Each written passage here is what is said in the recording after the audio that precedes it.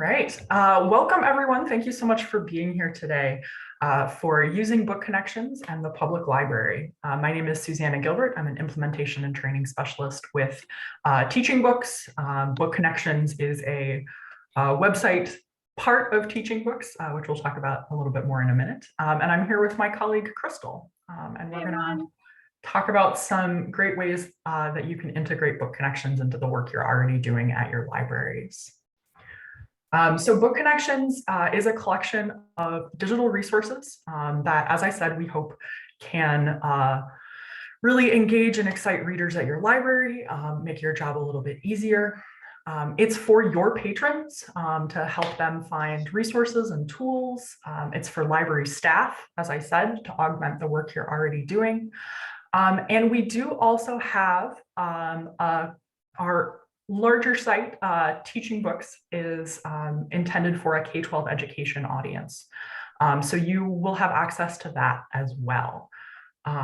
Because access to TeachingBooks and Book Connections is provided to schools, colleges, public libraries, and all residents of South Carolina through Discus, South Carolina's virtual library. I'm sure you're familiar with that as you're here today. And so you're going to be able to access both sites anywhere you are in the state. You have, whether you're at home, whether you're at work, anywhere you're going, you'll be able to get on and take a look at the site.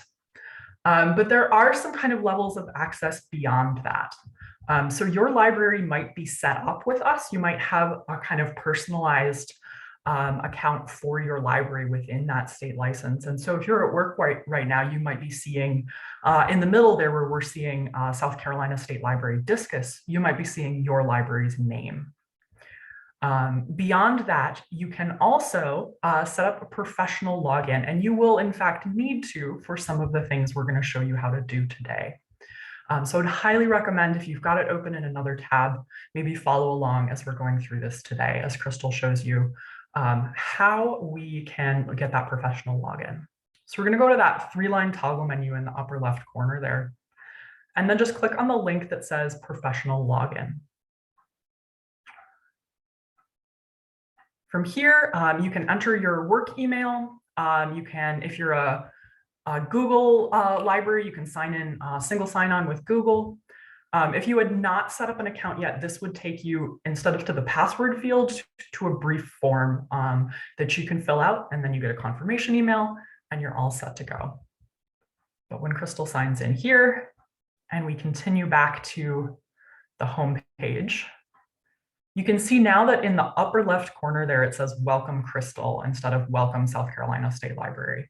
So that's what you're always going to want to look for to make sure that you are signed in as a professional. And that professional login is great for library staff.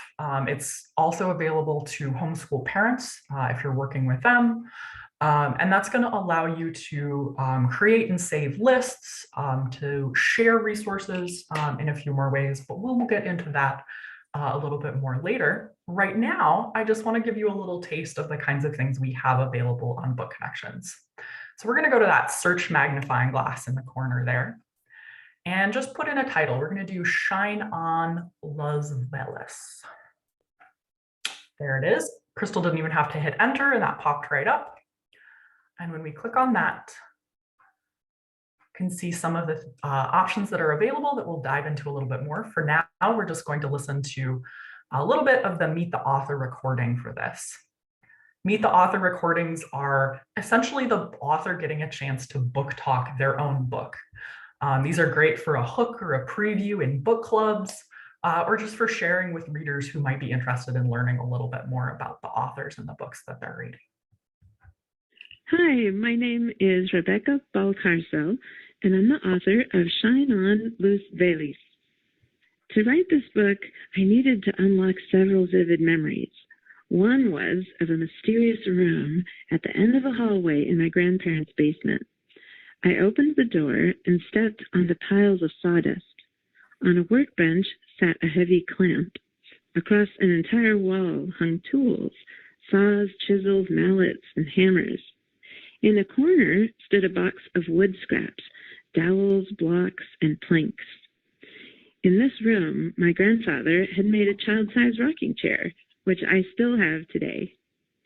In the book, my grandfather's wood shop became the basis for Mr. Mack's garage. That's the garage across the street from Luce and her family, where Luce first learns to code computers. Sometimes a setting can be the start of an entire story. The magic of that place set my imagination in motion. We'll stop there for now, but she goes on to talk a little bit more about her inspiration and then to read a little bit from the beginning of the book. But I just love that first chunk. It's so evocative, and it's an entry point to so many interesting conversations about setting, about memory, and about how authors get their inspiration for the books they're writing. So I'm going to turn it over to Crystal to show you some more of the kinds of resources we have available. Yeah, thank you, Susannah.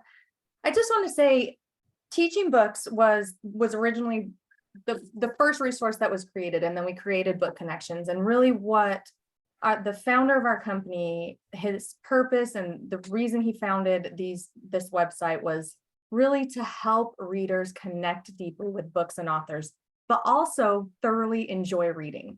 So hopefully today, Susannah and I can show some different resources and different ways you can utilize Book Connections to really follow through with that mission and what we hope that Book Connections can do for you.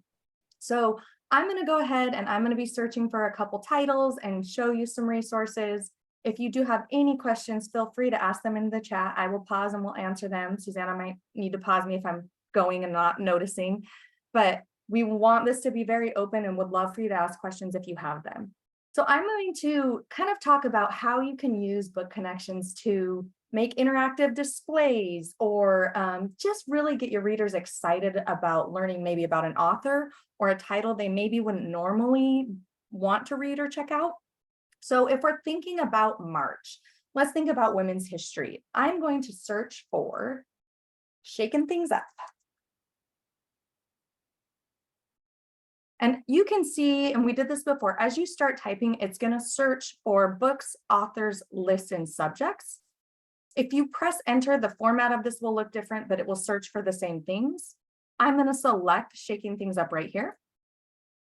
And then we're brought to what a title page on Book Connections looks like. So you have title and author information. There's a summary or a book annotation, and then a summary of resources as well as featured resources here. If you scroll down, there's accordion menus with even more resources. So the depth of resources you have at your fingertips is amazing and something that we hope that you will use in everyday story time, book clubs, any kind of displays. I'm going to show this video book trailer here.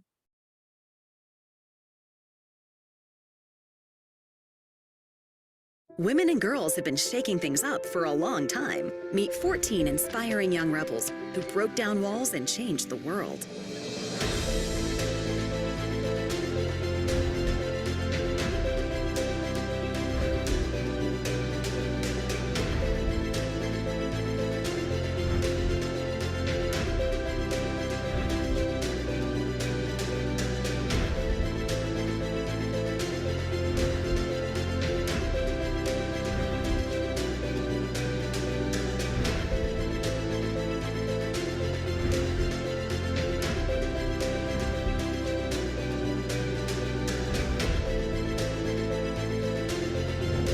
The world is a better place because these young women dared to make a difference by shaking things up. I'm going to pause it here, but if you're thinking about a March display, I mean, you could have this. You can freely share Book Connections resources. So you can share any of these resources with your community. Any patron that comes in, you can send it out in an email blast if you want to, and there are sharing options. If you see any blue arrow, that means you can share. So if we select this option, it will bring up options to share. You can share this resource and they can view this resource and then explore more. There's also the option to share this resource only. So if you are sending this out to a big group and you only want them to see this resource, you would select here. You can share with a link. There's also printable options. So when we're talking about maybe doing this March display for women's history, and we're thinking about how we can support learning more about women in history, we create a display that might be interactive. And we can do that with what we have here on TeachingBooks called shelf talkers. We have printable sharing options.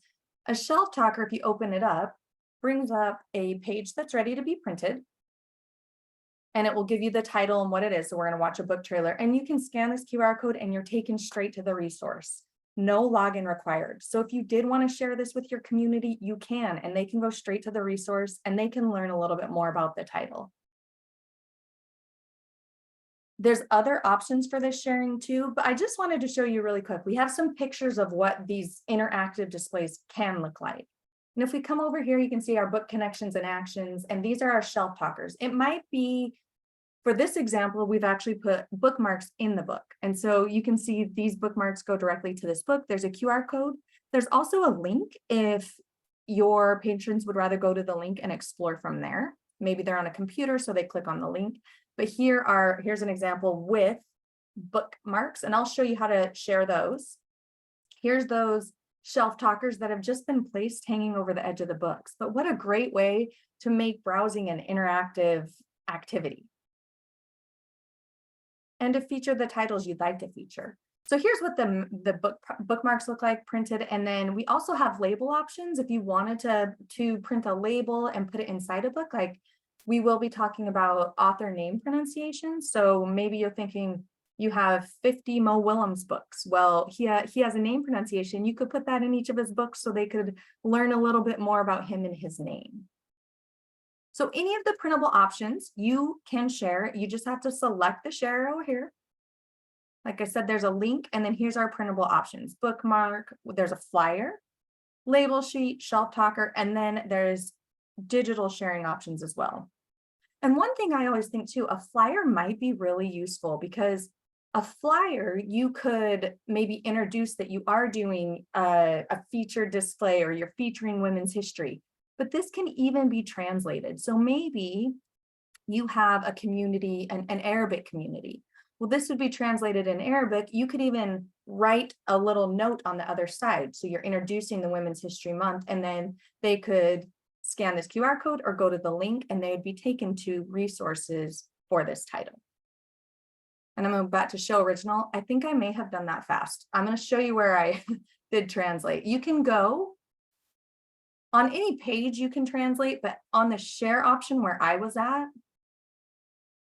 I went to flyer. I realized I was talking and I didn't stop and actually show you where to go. In the upper left corner, it says select language.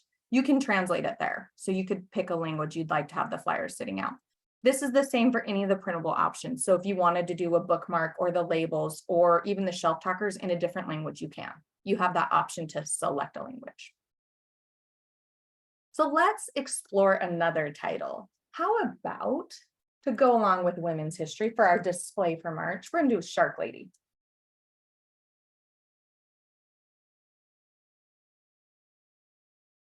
And here is just like the title page that we saw for Shaking Things Up. You see title and author information, the summary of resources, as well as some featured resources. But what I'd like to show you, if we scroll down here, you're going to see author information and book guides, activities, and lessons. And these can be really helpful for story time extensions. And if we scroll down, you can see we have activity kits. And I love these activity kits because they could be ready to go. You could share them, or you could have them printed and ready to go. But your patrons can take them home and kind of extend that storytime activity at home. Or it could just be an extension in the library. Here we have a mix and match game, a writing, drawing activity. My favorite, it's a snack activity. I mean, why not make a snack that has to do with sharks? And then there's even a dice game. So I even feel like you're kind of bringing in different concepts too. Like you could even bring in a little bit of math because you are doing a dice game. So you're really bringing together a lesson and extending it with your story time. So I love that idea of that extension. And again, this can be shared just like our book trailer was shared. There's your arrow here. One thing to note is that you will not see the shelf talker option. Normally that will show up here, but because this resource doesn't talk, it doesn't have a shelf talker. So the only resources that are going to have that shelf talker option are audio and video resources. And it can only be one resource that you're sharing. So if you were sharing resources from the whole page, you wouldn't see shelf talker either. So just make sure if you want to use shelf talkers that it's audio or video. And there's even a RoboShark challenge. So this could be a fun, they actually create, I'll just show you a really quick preview of this. They create their own little shark here. So such great extension. Like I'm thinking of summertime, if you want to do a really fun extension time extension activity to story time, this could be a great option. And let's go ahead and go back. Crystal, we've got a question in the chat where the storytime activity was again. Yes, thank you for helping me. Yeah, so storytime activity kits are going to show up if I scroll down right under book guides, activities, and lessons. So you can go there. If you search any title, that's where they're going to show up.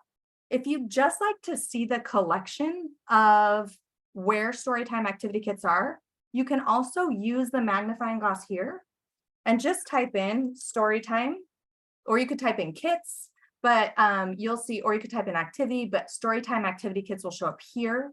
Then if you select that, you'll see the collection that we have. So any of these titles here will have a storytime activity kit. So if you are looking for just those, that's where you would go. And I can even copy this. I'm going to put it in the chat if you want to save that. But like I said, you really can search for anything. Thankfully, our search bar is pretty smart. So you can search like just a key term and it should find it by going to that magnifying glass. Great question.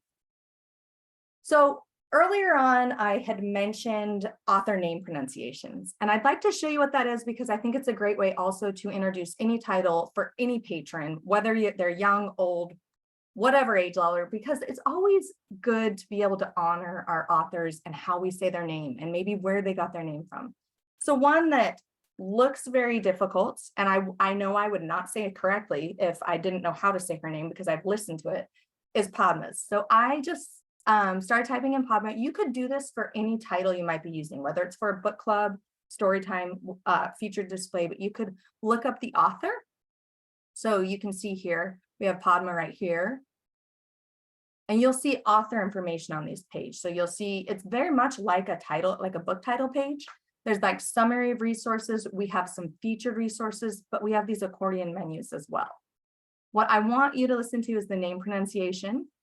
These are real quick, usually less than a minute, and the author just introduces themselves. And Padma's I love because she kind of helps you remember how to say her name. So let me play this. Hello, my name is Padma Venkatraman. It looks rather frightening to several people, but it's not really. In fact, my first name's actually a lot longer. It's Padmavati. My accent is not a hodgepodge because I've lived in about 5 countries before settling down in the States. But my name comes from India, where I was born. Here's how to say it. The first name's quite easy, just 2 syllables. Padma. Not Padma, but Padma. My second name is rather a bit longer. Well, I'm going to break it down into syllables. The first syllable is wenn, like a German saying when.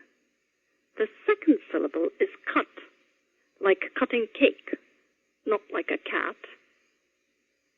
The third syllable is Ra, like the Egyptian sun god, I think he was. And the last syllable is Man. Well, just like I said it. So, here's how it goes then, all together. Padma Venkatraman. Okay. Right then, want to repeat it? Padma Venkatraman.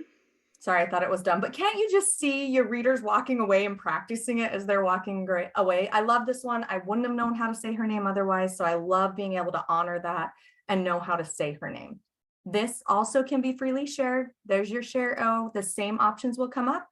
You can do your link or your printable options, digital sharing options. And remember, when you will open any of these, you do have that option to translate it. So if we wanted to select a different language up here, we could. Now, one more title I would like to discuss from our search or our magnifying glass search bar is Firekeeper's Daughter. And I think it should come up. There we go. As I start typing it, we'll start looking for it. So here's Firekeeper's Daughter here. And we are going to listen to that Meet the Author recording. We listened to one of these at the very beginning that Susannah shared. I just wanted you to hear just the beginning of this. Again, and like Susannah said, this is the author being able to talk about their book. I always just say this is a book talk, but a way better book talk than I could ever do because the author's book talking their book. So we really do get to hear about the background and inspiration. And I just love what she says in this first paragraph.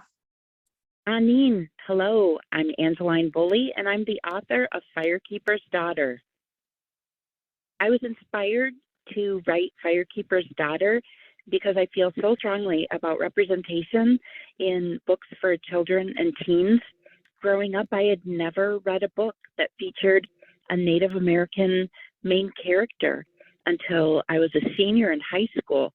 And then that book had really problematic representation, and it really perpetuated stereotypes. And every child, every teen deserves to feel seen in the pages of a book. I first started with the plot of this 18-year-old girl who is Ojibwe, and she witnesses this devastating murder. She is pulled into an undercover drug investigation and has to use her knowledge of chemistry and Ojibwe traditional medicines to protect her tribal community and figure out who's behind this deadly new drug that is devastating her community. I'm going to stop it there. But I really love the idea. I mean, first of all, her inspiration for the story, but then she gets into kind of telling a little bit, just enough to make us want to read a little bit more. This could be great for a book club. You know, you could share this, you could use this share option. Maybe you have 10 people in your book club. Well, you could create a label sheet and attach this to each of the books. So this is kind of the book introduction. They can scan the QR code or go to the link and listen to the author talk about the book. And that's like their introduction. And then if we go even farther down the page for Firekeeper's Daughter, if you're thinking about, you know, in terms of a book club, we go farther down, you can go to book guides, activities, and lessons. And there is this, there's discussion questions too. So you can select any of these and use these when hosting your book club. And you already have some ideas of what questions to use. So those will show up under, if you're ever looking for discussion questions for a book club, you will find them under book guides, activities, and lessons. So that's a couple different ways that we're searching for maybe titles we're already using, and then we're looking at resources that go along with those titles that we have here on Book Connections. Another way to search here on Book Connections is by visiting our literary calendar. And the literary calendar just includes, you know, authors' birthdays. It will even include what we celebrate different months, like what we would celebrate during the month of February or during the month of March, whether it's a week-long thing or a month-long thing. So if you're ever thinking and trying to plan and get maybe some new ideas of titles you want to feature for an upcoming month, you could refer here and see, if you're thinking about March, maybe see what's on here. You'll see like women's histories here, but there's other things here that you could include as well, and maybe feature some titles that go along with those other things that are celebrated during each month. And one more section that I want to show you is, so we've done the search bar, we've looked for titles, and we looked for the literary calendar. I want to go under for professionals, and I'm really only going to touch like a very small part of this. There's so many resources on TeachingBooks, it would take us forever to get through all of them. So we're trying to give you a little taste of them, and then hopefully you can explore more. But we do have the option for homeschool support, and you can come here. You can see how searches can happen by subject, books, vocabulary, resources. If I wanted to find resources for a specific book, you can type in a book title here. You can also show, if you're ever showing somebody, they can use the browse button here. But if I have maybe somebody who's working, like I have a reader working on Romeo and Juliet, and it's hard. They're having a hard time remembering things, anything like that. If you go to Romeo and Juliet, one thing you can always show or refer to are those book guides and activities and lessons. See if there's something there that might be able to help, especially with something that's difficult and challenging, like Romeo and Juliet. And I'm going to show you one thing that might be helpful. We have these 60-second recap, very quick little video tutorials that can help patrons, especially if they are like finding something like Shakespeare to be challenging. And I'm just going to play this really quick, but it's something that I learned too. Like, she teaches ways to remember certain things from the story, but teaches them in really easy wording. So let me play this really quick. Having trouble remembering who's a Montague and who's a Capulet? I've got the lowdown on both these families and their players next.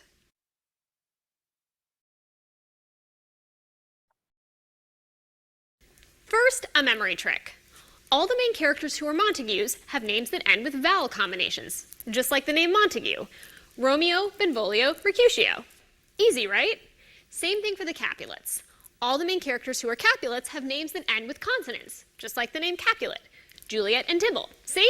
On to the characters themselves. I'm going to pause it there, but again, just really easy ways to help your readers and your patrons remember something, especially if they are finding it extra challenging.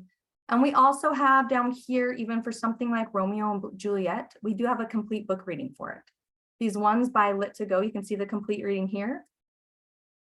If we open this up, it will bring you to a table of contents. You can open up any act or scene, and you can press play. It's read by a narrator, and these can be downloaded. So even if your patron wanted to download it at the library and then go listen to it at home, they have that option, and you can hear Romeo and Juliet done by a narrator.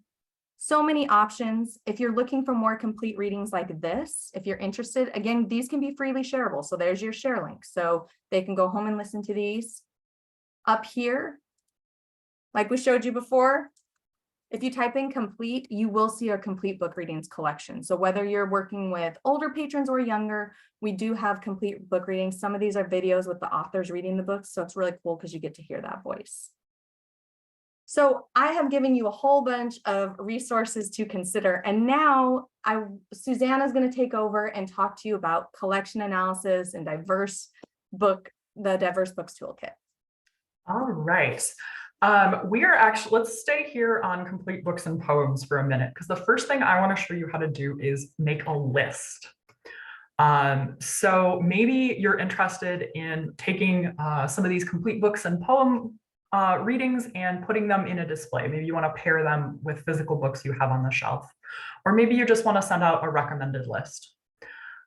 So let's filter on, actually, you know what? Let's not filter. Let's just keep, we could filter, we could do grade level, genre, all sorts of things, but let's keep this just with what we have. You can add individual titles to reading list. If we scroll down a little bit, you'll see that plus sign.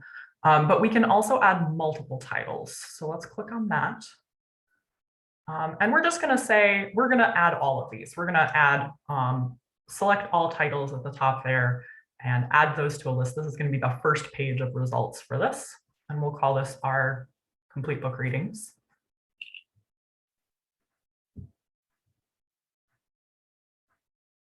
And then you're ready to go. You've added that to a list. There's a few different ways you can go to that. We're actually going to close that right now. And because I want to take a look at For Professionals again. And another one of the things here is that collection analysis link.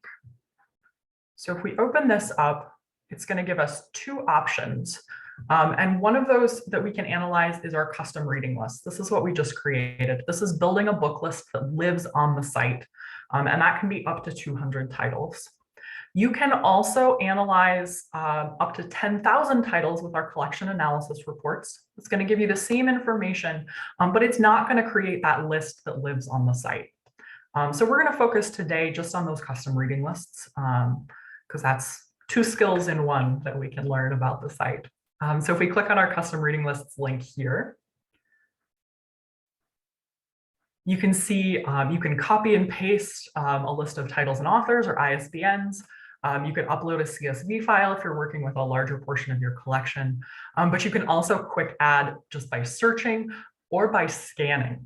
So there is an option to, if you're on a computer with a scanner hooked up, you can scan books that you want to add. So that's how we're creating a list. How do we get back to that list that we just created? We're going to go to that 3-line toggle menu once again. And you'll see your reading lists as an option there. And when we open that one up, you're going to see your South Carolina lists there, but you're also going to see your custom reading list. So there's that great list that we just created, 48 complete book readings on it. And let's open that up. And can I just say really quick, Susannah, this is one place where you definitely want to make sure you're logged in as a professional. Yes. The list won't save if you're not, because we don't collect any information beside professional information, which can be saved to your own account. So just make sure it's welcome in your name up here before you create the list. Yes, thank you, Crystal. So there's a lot of things you can do with a list. You can share them just like you can a resource, turn them into bookmarks and hand them out. There's a whole lot of options that we won't dive into right now because what I really want to focus on is this analysis. So we're going to click on List Analysis Report, and that's going to show up on any list you create, but also just on any list on the site. So any recommended list, award lists, all of that kind of stuff that we have available, you're going to see that show up. And this is just a fabulous opportunity to review and reflect on the titles in your children's and young adult collections. And particularly, I think on this small scale kind of way to think about the books that you're sharing in displays. Maybe you create lists of the books that you're sharing in story time over the course of the year, and then run this report to just really get that sense of what are you sharing? We all have these kind of ideas of like, oh, I'm, sharing all these diverse books, this, broad range of different titles. And then sometimes you take a look at it and it's like, oh, this is maybe not quite what I thought I was doing. Or maybe you just want to have those numbers to back yourself up. So from here, we can see there's an at a glance kind of once over lightly of what's in here. And then if we scroll down farther, we'll see lovely little charts and graphs. I love seeing the recency year published. What do we have on this list that's from 1597? I think I can guess, but we click on that, it'll open up and it's Romeo and Juliet. That was my guess. So you can see there's quite a wide range of recency here. We've got cultural experience details. Again, you can click on any of these and it'll show you what's there. You can also see that C classifications definitions link. So if you, like me, are a bit of a cataloging nerd, you have the opportunity to see how our amazing collection development team is categorizing all of these books on the site. We've got genre details. We're going to keep going down. We've got curricular area, and then my very favorite section, which is what is not included. So you can take a look at this and say, okay, what am I missing? Where would I like to expand this display or this recommended titles list or this list of books that I'm sharing in programs? Where can I better meet the needs of my community? And maybe that's taking a look and saying, we've got a really big Jewish population in our community. We want to make sure that that's reflected. Maybe that's a genre. Maybe that's saying, you have a lot of kids who really love sports books. And so you cannot possibly have a display that doesn't have something that speaks to that. And so from here, you can click on any of these. Let's take a look at South Asian, actually. And again, it'll take you to that full collection of books that might fill this gap in the list that you've created. We can filter. Let's see by resource type. Let's see if we have any with complete book readings that we could add to our complete book readings list. Ooh, 34, excellent. So here, there's some great books. Bilal Kukstal, I love that book. So maybe that's the one that you want to add, and we can just hit that plus sign there and add it straight to that list that we've already created. And then when we go back, that collection analysis report is going to look a little bit different.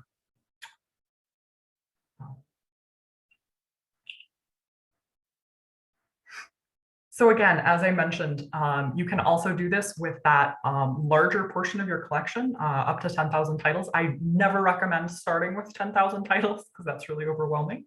But either creating lists or just getting straight to this report. So when you use that collection analysis report instead of the list and the list analysis, you'll go straight to this page for any list of titles that you upload. So we talked about using what's not included to kind of diversify the lists that you're already making, but I want to point you towards one other tool that I really love. And so we're going to go back up to For Professionals. There's a lot of great stuff that lives under For Professionals. And then click on Diverse Books there, right under Collection Analysis. And this is just another, we love our search functions at Book Connections. And this is another way to look at different ways of searching and filtering to find exactly the right book for the right reader in your community. So from here, I love using this to think about creating maybe displays. So maybe you're looking for diverse books by subject. So maybe this is for a STEAM, maybe we want to search science. Maybe we're looking for science books. Let's click on that. Putting together a STEM display, maybe we want all of these great science books, but all of the books that show up are also ones that have that cultural experience tag. So they also fit into some kind of diverse bucket of books to just kind of bring a little bit more dimensionality, intersectionality to the displays you're doing, the books you're sharing, all of that. If we go back again to the toolkit there, just keep hopping around, I'm sorry. Okay. You can see also, I want to show you that expanded search there. It's the last thing we're going to look at here.